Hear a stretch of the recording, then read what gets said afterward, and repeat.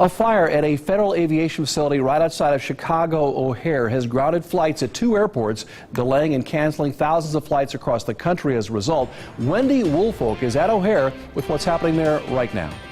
Good evening, Mark. It's been a terrible day here at the world's busiest airport, and it's had a domino effect across the country. Lines are terribly long. It's just crazy to try to get out. Air travelers' nightmare as more than 1,000 flights in and out of Chicago's O'Hare Airport are grounded on a busy Friday morning. I'm afraid it's going to be an all day, so we don't really know what's going on. A fire at the FAA center that controls radar for flights at Midway and O'Hare airports brought air traffic to a halt.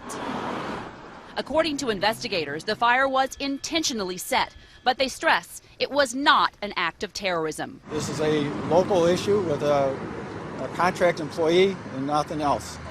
But it is a national issue as travelers across the country wait. I'm really tired. I want to go home. I want to sleep. I want to get to my destination. I want to lay my baby down. I wish you could see this line.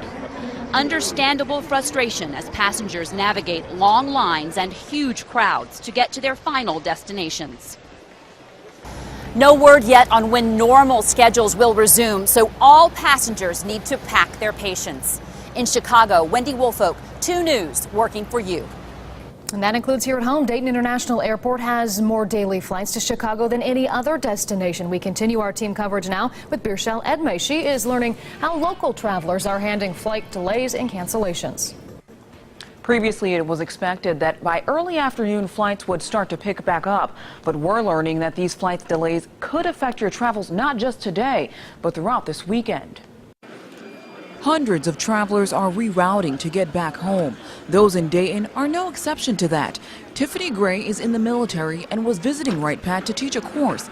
She didn't expect her trip home to take her all day. Basically, when I walked in, I had no idea that there was anything going on anywhere, so I was going to check my bag in, and the line was probably, I don't know, 25 people deep, and so got in line and then started to hear that anybody going to Chicago had to stand in this line and wait to get rerouted. It took more than 2 hours for Tiffany to even speak with an agent about getting back to Colorado Springs. Kind of frustrating not knowing what's going on or what's happening. 6 hours later, she was on a flight to Denver where someone would have to pick her up and make the hour drive back home.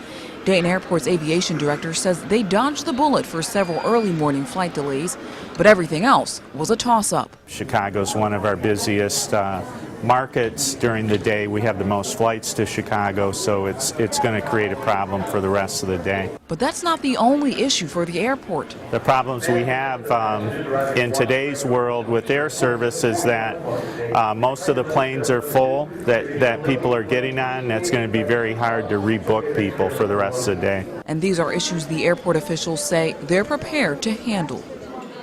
I did find at least 6 departing flights were canceled, including some for this evening. 2 departing flights were also delayed. Airport officials suggest checking with your agent or online to make sure flights are still listed. Reporting live, Birchelle Edmay, 2 News, working for you.